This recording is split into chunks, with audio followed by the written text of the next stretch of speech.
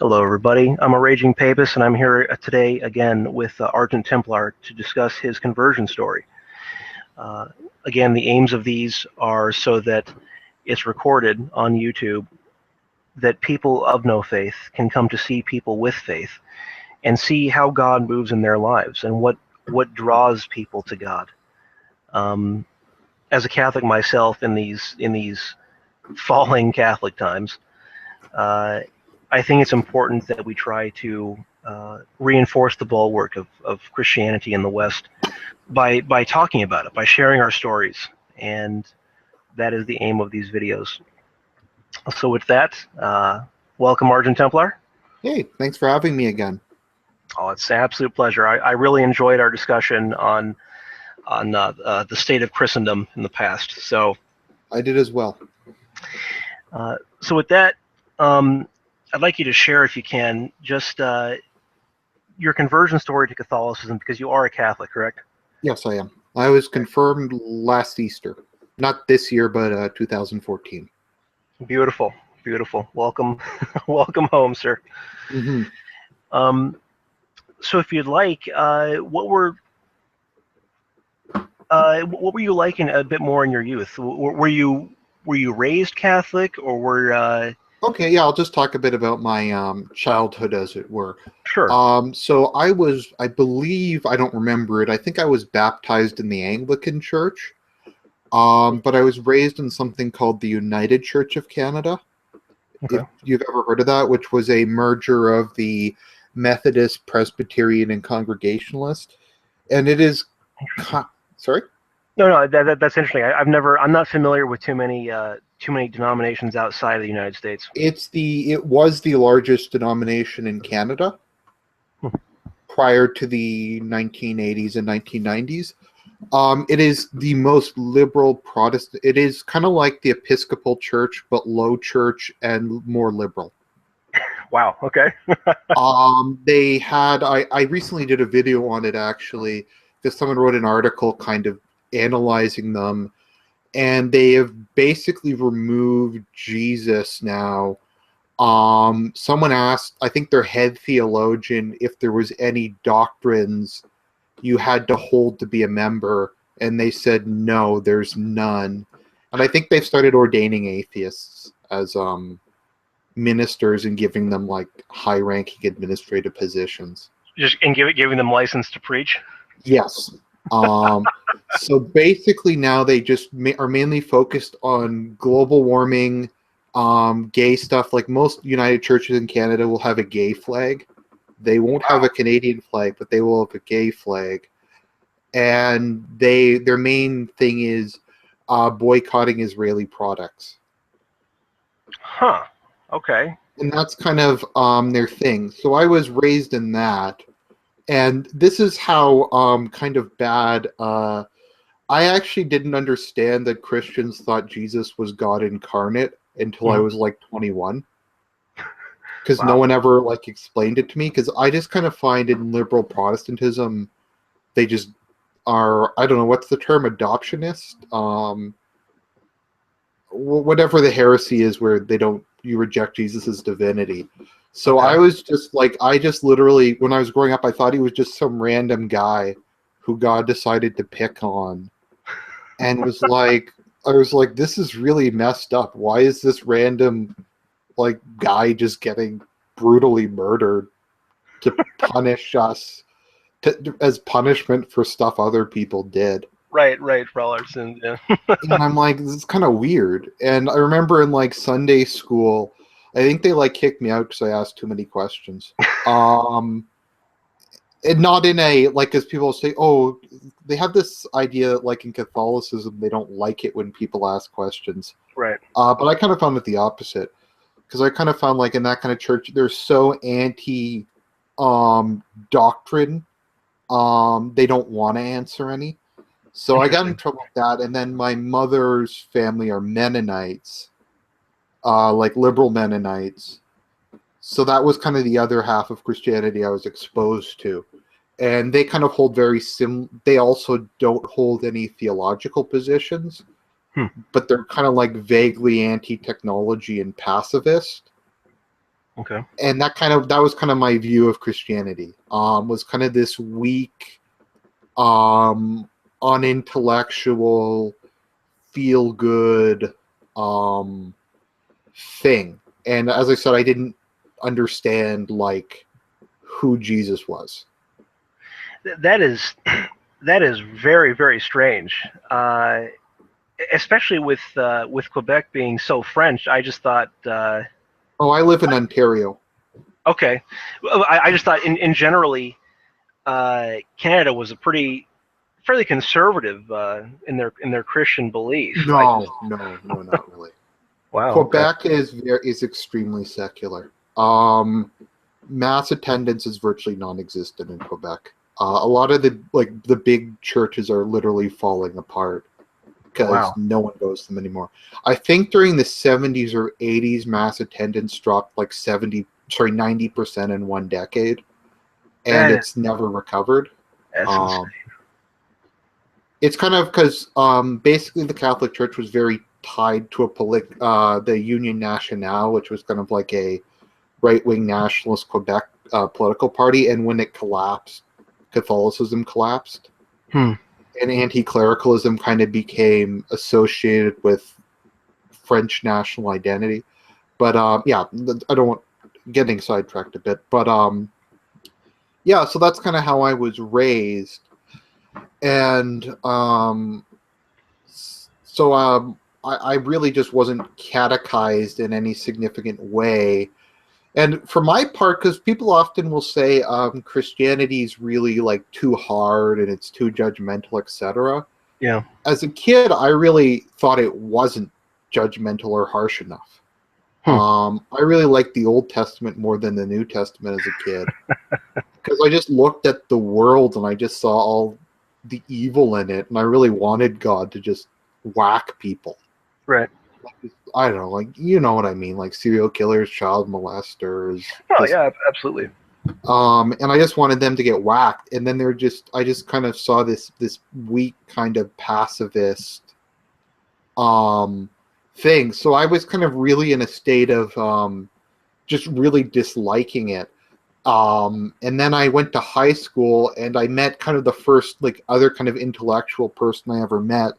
And he was a new atheist. He was actually a Marxist too.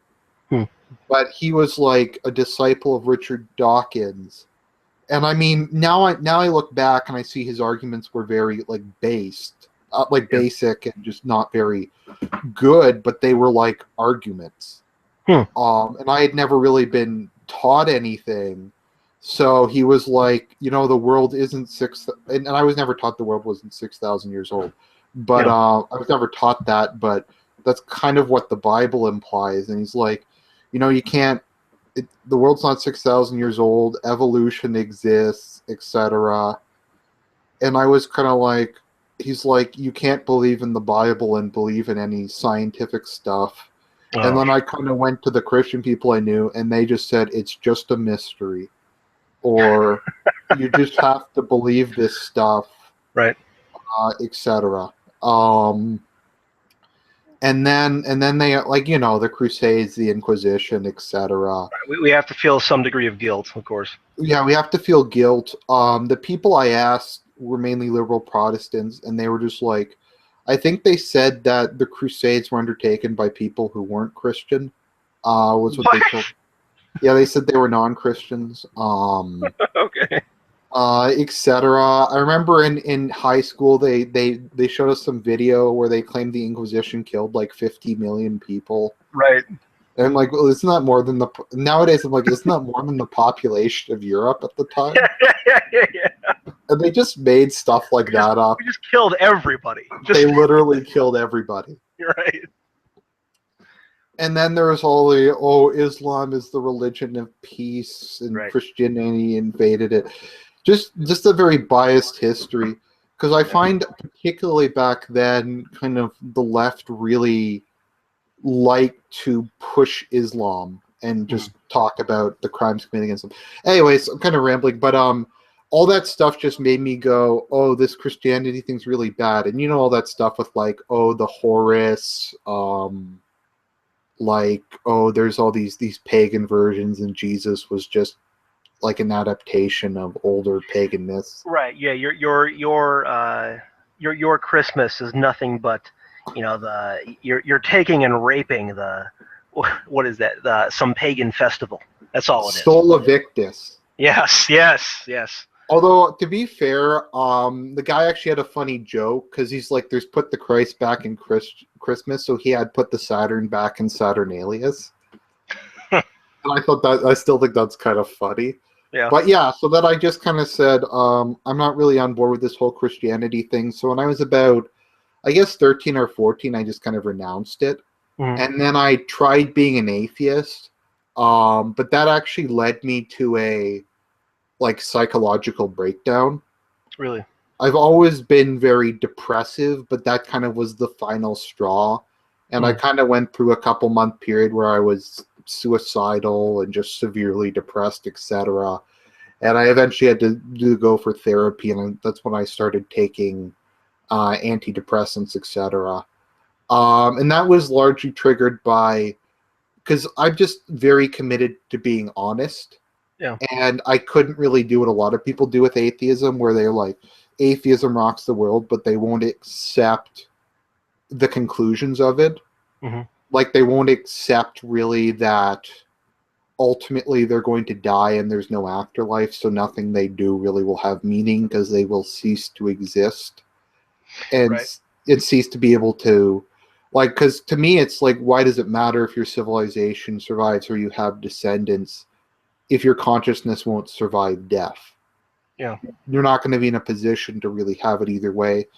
And just kind of, like the whole subjective worldview, just without, I still believe this very strongly, without kind of a supernatural force, I don't think there's really any basis for objective morality or objective good or evil. It's just kind of all cultural, right, and utilitarian basis. So I was kind of, I kind of had to go back to being a theist. I wasn't really a Christian, but I kind of cobbled together a theistic philosophy that was a combination of Platonism and some other stuff. Okay. And then I kind of, and this is going to be bizarre, I kind of discovered Zoroastrianism of all religious philosophies, and I kind of adhered to that in kind of my own way for a couple of years. I know it's really weird. Apparently, there's still at least about 50,000 practitioners in Iran. So. Yeah, I mean, there's still some. I never got involved with any of that. It was just kind of a personal thing, because that kind of made sense to me as a religious philosophy. Yeah. What really happened, though, for me at any rate, was when I was in university, I kind of went in being really anti-Christianity. I thought I was a really big man of the left, etc. And university was just so crazy. Just the stuff they tried to teach me. I remember in Political Science 101, they told us that aerodynamics was a conspiracy invented by the patriarchy to make things phallic shaped. Right. And well, we see that constantly now within Gamergate. All this, it's all patriarchy in the end. No, but it's. I was like, really, aerodynamics is just but you could make a paper plane and throw it. It's right. And then I kind of was like, okay, these guys are just kind of just full of it. And then I'm like, well, maybe I should give Christianity another look, because these guys everything these guys like seems to be bad. So if they hate Christianity, maybe it's not that bad. Yeah. So when I was kind of moving to the right politically, I'm like, well, maybe I'll give Christianity another look. So I got Dinesh D'Souza's book, What's So Great About Christianity. Mm-hmm. I don't know if you've ever read that, or I haven't read the book, but I like the man. I like the man too. He's a good guy. So I read that, and that was kind of the first actual kind of intellectual work I'd ever read. Mm-hmm. And he goes through what the Crusades were about, just a lot of stuff like that, just dispelling some common myths. Yeah. He goes through the design argument, the cosmological argument, etc. And then he talks about like Christian contributions to science and Christian morals and all that stuff and its importance to Western civilization. Yeah. And I just never heard anyone really kind of make a real argument for any of these things before. Yeah. In kind of like a coherent, literate fashion. Because kind of how they tend to portray it, like anti-Christians tend to take kind of the most plebeian forms of evangelical Christianity, Right. and use that as what they present all Christians as like. Mm.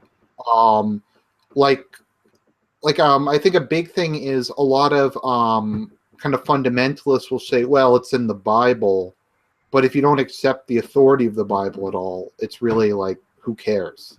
I mean, you can say it's in the Quran, you can say it's in the Analytics of Confucius. If you don't really accept it, it's not really that important. Mm-hmm. So I started doing that, and I started reading. I think I eventually did read Mere Christianity, which I guess is kind of the cliche book everybody reads. C.S. Lewis is a good writer, though. He does a good job. It's kind of sad that he never converted to Catholicism because he has a very Catholic understanding of theology. Did he not officially? No, he was just a high church Anglican. Someone Okay. asked him why he didn't convert, and he said, I grew up in, I think it was Ulster, or he was an Englishman who grew up in like North Ireland or something, Belfast or wherever. And Okay. just, it was too scarring for him, his encounters with Irish Catholics. Yeah. But in general, I find doctrinally he was very similar. Like Yeah. his understanding of sin, I found was almost identical to the Catholic understanding of sin. Right. So, anyways, Yeah, definitely. Well, just as a quick aside, yeah, I always assumed his writings were extremely Catholic, and I like to point that out to pretty much anyone who will listen, because I think they really are.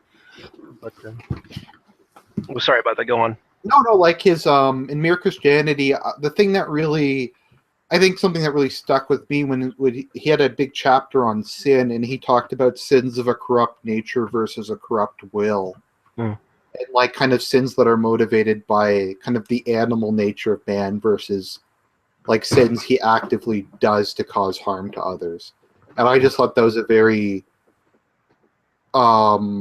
intelligent and accurate way of looking at human evil. Like, I don't know, like sins like, I don't know, oversleeping or eating too much versus like deliberately trying to destroy someone's life or something. But he just was very eloquent and very just well spoken. Yeah. So I read that, and I kind of underwent I've been through a lot of I don't know what you want to call them, mental breakdowns in my life. Mm-hmm. So I kind of was going through a really hard time in university, and I watched this movie called Black for my Indian philosophy course of all things, and it was like about a Christian Indian family, and it was about like a blind deaf girl. So it was kind of like a Christian Indian version of the Helen Keller story. And it was really weird because for some reason it just touched me in a way, and I just broke down, and I think I cried for like 4 or 5 hours straight. I was going through a really hard time in my life. Yeah. And then I just randomly picked up a Bible I had and started reading the book of Revelation. And I just find that always, I don't know, I just really like the book of Revelation. I'm not really like a doomsday prophet, but I just like the way it's written. Mm. Kind of the abstract, sweeping imagery and that kind of thing. Yeah. And then I don't know, it was just kind of, I had kind of gone through most of my main objections to Christianity, and I just kind of decided then I was going to try and find a denomination. So I kind of felt like I was becoming increasingly right-winged, and that's kind of the thing to do if you're a conservative. You go to church, because that's just, I don't know, I kind of felt part of being an adult is kind of making peace with the religious establishment and just kind of saying, this is who I am, this is what I am, and kind of having an identity in that sense. Am I making you kind of follow, or? No, I think I understand that. In my own crisis of faith, in the end, I've always kind of said that, well, even if I ever get to the point in my life that I actually reject this, I don't believe any of this, that I would still, on Sundays, I would take my family to mass, because you will, perhaps through my failures, you will actually see it. But this is how the world works, and this is how I want things to be done, because I want you to be raised sort of as a Westerner, and this is our faith. Exactly. It is the faith of the Western world. Yeah. It's been that way for, I don't know, 1800 years. And that's just kind of what you do. And I kind of just said, I think Millennial Woes did a video, I think it was in his video on Nick Clegg, where he referred to him as a man boy who never grew up and never developed an identity. Mm-hmm. And he said, what part of becoming an adult is saying, this is who I am, this is what I am, and having kind of a set identity. And I kind of felt having a religion and going to church was just part of that. To me, it just seemed like something you did. I'm not saying like that religion isn't, like, belief isn't very important, because it is very important, but I just kind of, that's the way people are to some extent. So then sorry, go on. No, I don't want to interrupt. Oh, okay. So then I kind of, I was going to go to my denominational search. So if you wanted to comment on, yeah. No, yeah. So what time period are you about at in your life? In your late teens, early 20s, when you did these readings and found this? About 19. So okay. 5 years ago, maybe. 4 or 5 years. Interesting. No, I just think that's really fascinating. Just sort of with the march to the right being the march towards Christianity. Right. I mean, I think for the reactosphere, I think that's pretty natural. At least I'd like to make it more natural if it's not accepted. It's kind of interesting, because when and I'll get into this in a bit, but when I started really kind of trying to be serious about Christianity, that pulled me further and further to the right. Yeah. But yeah, I just kind of, if you read like kind of center-right mainstream conservative stuff, most of that is pretty tied to Christianity. Mm-hmm. Yeah, that's part of the neocon kind of. Is that what you're referring to? Yeah, actually, the guy who really helped me, despite being a Jew, is Dennis Prager. Okay. He's a religious Jew, but he's a really kind of intellectual, philosophical guy. And he mainly makes the argument from God from like a moral standpoint. Okay. But he's just very calm, dispassionate about it. So he really kind of helped me out. So he like talks a lot about the Bible as the basis of Western civilization and the morals of the Bible. And kind of his big thing is morality versus feelings. Interesting. So he talks about like the religion of feelings versus the Bible. So he kind of, his whole message is being an adult is being morally responsible. And being morally responsible is putting what's right ahead of what makes you feel good. Wow, yeah, that sounds like a good argument to smash progressivism. So hey, that's great. No, I mean, that's kind of the whole basis of his argument against progressivism. And I just kind of, because I've always been truth has always kind of been my highest value. Mm-hmm. And that just rung really true, because it's kind of, sometimes you have a choice between what makes you feel good and what you know to be true. Yeah. And that kind of tilts me in that direction. So at this point in time, I said to myself, well, I'm going to try and study all the different denominations and kind of figure out where I'm going. Mhm. So I first kind of looked into evangelical Christianity very briefly, just because I was kind of right-winged, and that's kind of the most obviously right-wing form of Christianity. If you Right, get my right. meaning.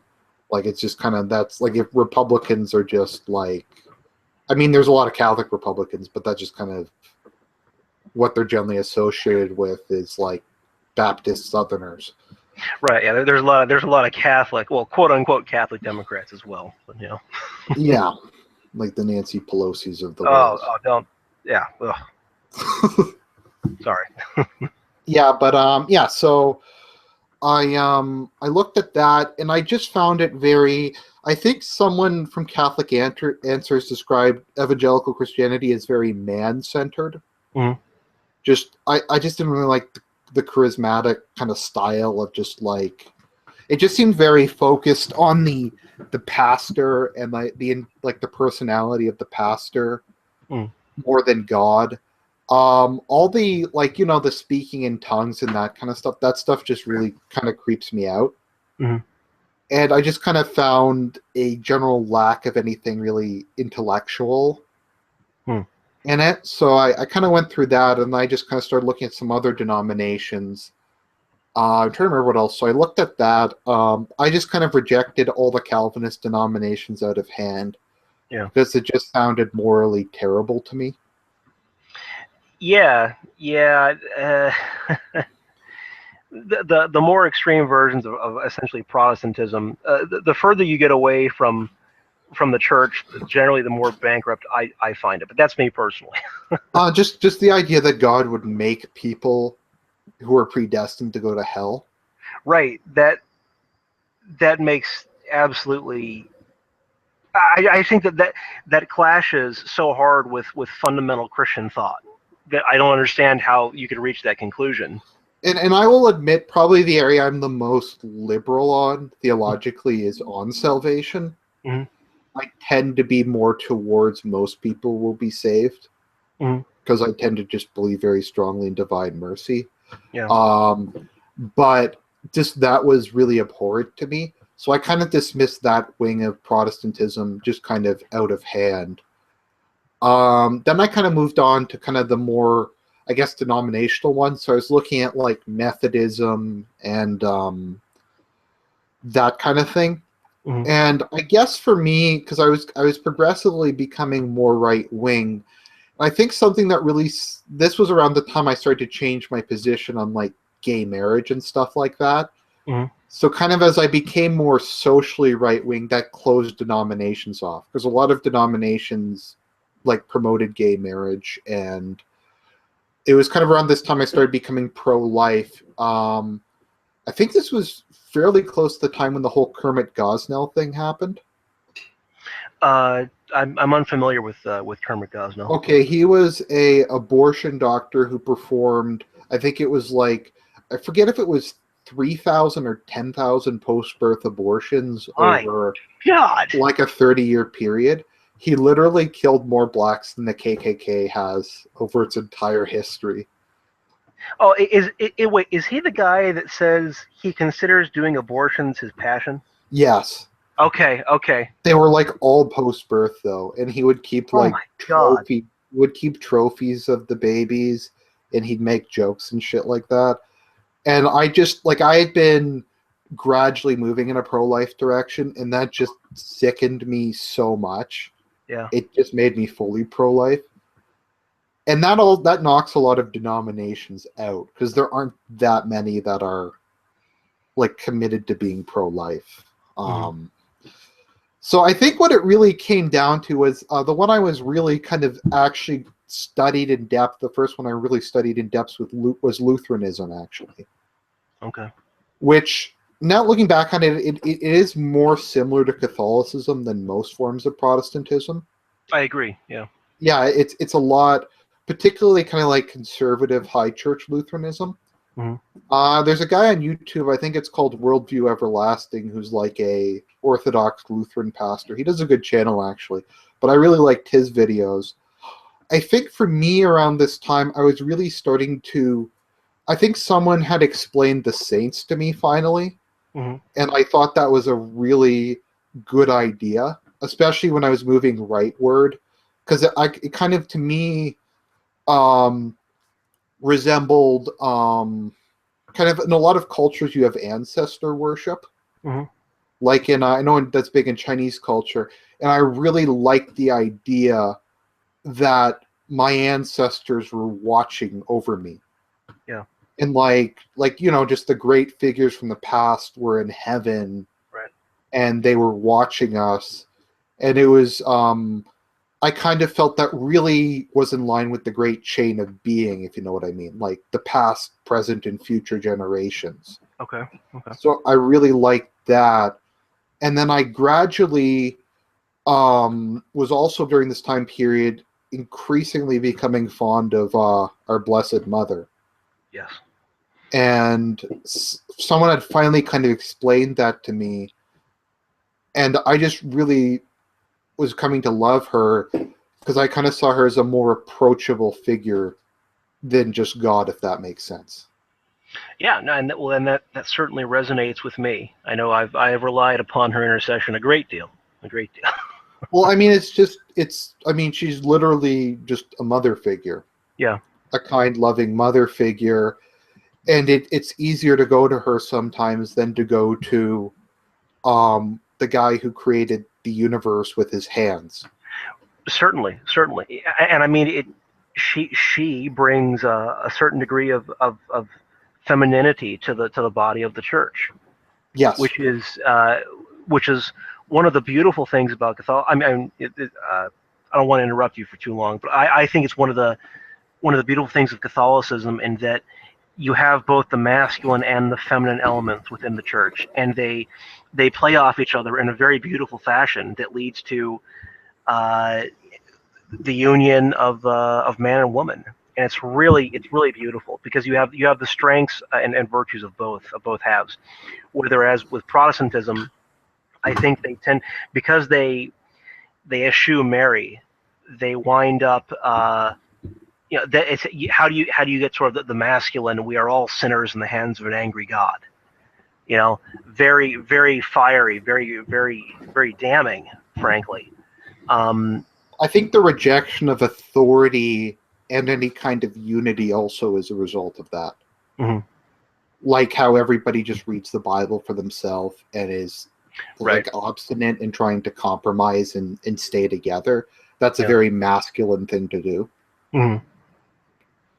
But no, I really came to appreciate her because I was going through another very hard period of my life. I was in a very difficult postgraduate program, and it's just, I don't know, I was kind of drifting in that direction. I think for me, the thing that kind of sunk it for Lutheranism was just, I don't know, they just had a lot of ambiguous doctrines, and they kind of seemed to embrace it, if that makes any sense. Okay. Like they were just kind of like, oh, I think like if you read a lot of Martin Luther's stuff, he's very, like, some points he'll be like worshiping, praying to the saints is really bad, Mhm. but some Lutherans will do that. Hmm. And Anglicanism's like that too. Like if you actually read the Articles of Religion, it bans any form of veneration of the saints, but Anglicans still do it. Hmm. And that just seemed really weird to me. So I was kind of interested in that, but it just kind of eventually, where I was kind of heading was I was down to three, just because Lutheranism was just kind of too, it's hard to describe really, just too wishy-washy on a lot of things. So Okay. I was down to Catholicism, Orthodoxy, and Anglicanism. And this was around the time Anglicanism started ordaining female ministers. Yeah, I know that was sort of one of their first big scandals that really rocked their foundations, I think. And that just kind of, it's hard to describe exactly why, but that just really kind of disgusted me. Mhm. I just really, I don't know what it is. I just can't accept a female in that role, if that makes any sense. It just kind of, Yeah, being you're a you're you're, minister is you're a a masculine misogynist. role. Yeah, well, yeah. Oh, I'm just kidding. Yeah, no. I hang out in the, I hang out in Gamergate too much. I don't know. I guess it's because God is male, Hmm. and I kind of feel like his inter. I don't know. I just see it as an innately male position, Mm. being a minister. Sort of the role of the teacher. Yes, Mm. the role of the teacher, the role of kind of the patriarch, who's a Mm. father to the community. And I just kind of see that as a masculine role. Yeah. So then I was kind of left with Catholicism and Orthodoxy. And I guess for me, it was very hard to pick between them because they are very similar. I would hope they are. Yeah. I mean, they aren't really, I don't think they're fundamentally theologically different. I think it's Mm. more like cultural, and that's kind of the thing because I'm an Anglo Canadian. Yeah. And Orthodoxy just kind of seemed very ethnic to me, if Mm. that makes sense. Yeah. I think that's how many people still view them. Yeah. Because it's like all their liturgies are in Eastern European languages, Mm. and they don't really have a formal conversion system. I don't think they do, at least. I my theological understanding of the Eastern churches is poor at best. Yeah, I couldn't even find how you would convert to Orthodoxy. It just doesn't seem to happen that much, or it's handled on a very local level. Mm. Whereas with Catholicism, you have RCIA for good or Right. bad, but it's like there. Yeah. So I kind of at that point in time, I kind of said to the Virgin Mary, I said, help me kind of get through this rough part of my life, help me kind of clean myself up, etc. I was on a medication that made me gain a lot of weight at that point in time. Help me lose some weight, become kind of healthier in mind and body. Mm. And if you can help me out, then I'll convert to Catholicism. Yeah. So I got through the program. I did very well in it. I got kind of that was the last time I was employed. I had a good paying job. I lost like 50 pounds. Wow. And I'm just like, so I said, okay, well, you kept your end of the bargain. I guess I have to keep mine. Yeah. So I found a local church and I enrolled in RCIA. But that was one of the hardest things I ever did because she doesn't go to church or anything, but she's a liberal Mennonite. Mm. And she sees Catholicism as the worst religion in existence. Wow. I still have to this day not told my grandparents because they consider Catholicism worse than Satanism and worse than Islam. Uh, why is that? If you don't mind me asking. Um, I think it's a persecution complex. Mm. They think I they probably did at some point. I don't know, sometime 500 years ago, Catholics probably persecuted them. Mm. Also, it's just kind of an ethnic thing. I'm not really sure why they hate it so much, but they just regard it as the worst thing ever, which is kind of funny because my grandmother really likes Eastern Orthodoxy, but hates Catholicism,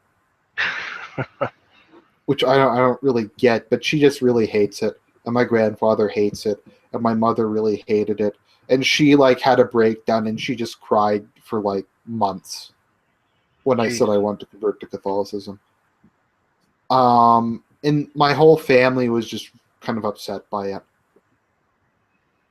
Okay. In part just because it's seen as being my family are kind of all Swiffles, and they kind of saw it as just something like that's too extreme and edgy.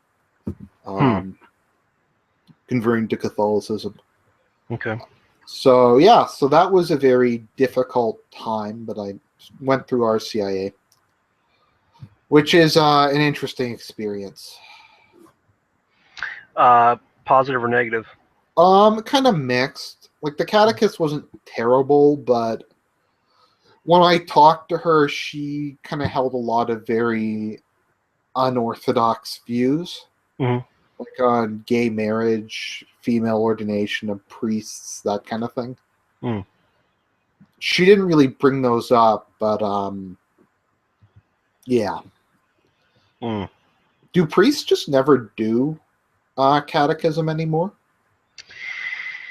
I don't think so. I know that at my parish, we have a gentleman that's actually he does RCIA. I mean, he's kind of in charge of it. Now, the priest has to, in general, he's supposed to be signing off on these things. Yeah. But it's, he has other No, I know things he has other to take stuff. care of. So they get my parish has 2 priests, but okay. yeah. So RCIA wasn't terrible. It was all right. It could have been a lot worse. My church is fairly liberal, but I always, like, when I go online and people post pictures, I'm like, it could be a lot worse. The priest at my parish is really old, so he's kind of like from the Vatican II era, but he doesn't seem that liberal by today's standards, I guess, if that makes any sense. Well, liberalism in general is just going increasingly radical as time goes on. So I believe it. Yeah. So so I went through RCIA, and then I was confirmed and received First Communion and First Confession last Easter. So. Okay. So that's kind of the story. All right. So you've been officially Catholic about a year now. Yep. How is your life different? Is it different? Would you consider yourself pretty much the same guy that you were, I don't know, a couple years before you were Catholic, or? No, I think faith has radically changed me as a person. It's really, as I like to describe it, as really the thing that made me want to try to be a better person. Okay. More than anything else in my life. I think it's the only thing that's really kind of given me a compulsion to try to do better. It's very nice to have structure and guidance. It's nice to have it like somewhere I can go and look things up, like if I'm facing a moral dilemma, or I'm not sure about something, or I'm just, there's something ethically difficult, or just there's just such a massive archive of stuff to look up that applies to just about every situation, and it's really nice to have guidance. I know that's I'm a big fan of Catholic Answers and their work, because you can go to their forum and they discuss just about every topic. Wow. Possible, and you can just search a question and they generally have an answer to it from the Catechism or from something a saint's written. That's the best. Yeah, I mean, it's nice. It's really nice to not kind of just be an atomized individual and have to come up with all this stuff on your own. Right. It's really nice to just have that there. Yeah. And kind of an identity and kind of being part of the community. I think that's one of the calling things. Well, that's one of the things that makes it very difficult to be in the reactosphere, is that we're all kind of atomized. We have no official. We have no like really official movement. Everything is just kind of autonomous and independent. Right. But with that infusion of Christianity or Christian thought, it can really, as you said, it can really motivate your life, because it brings order, it brings structure. Well, you're responsible to someone other than yourself. Right. And I think that's a really good thing. I'm not sure how to describe it exactly, but I kind of think to some extent being excessive, I don't know, I kind of think people sometimes fetishize freedom and autonomy a bit. I would agree. Yeah, sometimes people just shouldn't make all their decisions themselves and shouldn't just rely on their own judgment for everything, because that can very often lead to bad things and to people. I don't know. I guess kind of the ultimate example of this, if slight segue, is when people say the kind of with sola scriptura, it's read the Bible for yourself, and then you get 50,000 denominations. Right. Right. And that's kind of, to me, kind of an example of the problems with just having everyone try to make decisions for themselves. And I kind of felt like I resisted going to proper therapy and seeking proper treatment beyond just medication for mental illness, because I was kind of infused by that whole "I'm right and the world is wrong" kind of progressive mentality. And kind of when I started becoming Christian, I said, well, maybe I have to accept that I'm probably wrong, because I'm not happy and my life isn't really functioning properly.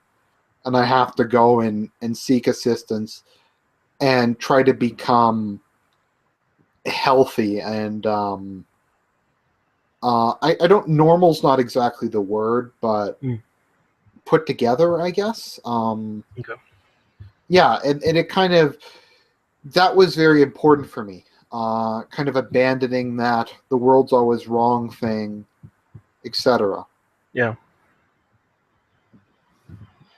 Well, interesting. Very interesting. Well, that's pretty much it for me. Yep, that's pretty much it. I hope I didn't ramble on too long. It's kind of a lengthy story, but No, not at all. Not at all. I really enjoyed I really enjoyed getting to listen to you talk about conversion. I've always found these things very fascinating, and I think very necessary. I think it's very necessary for us to be sharing our stories now, just with the whole state of the world. That's a more reactionary topic. So, thank you very much, Argent Templar, for coming out and sharing this side of yourself with us. thanks. It was good to be on. Absolutely. I'll put a link to your channel in the description. Okay, thank you. Yep. And Argent Templar does things with Catholicism, with gaming, with the Reactosphere, pretty much very, very similar to the channel here, Raging Papist. And hope you guys stick around. Hope you guys enjoyed listening. And thanks, everybody, for coming out. Thank you, Argent Templar. Thanks for having me on. All right. Take care. Take care. Bye-bye.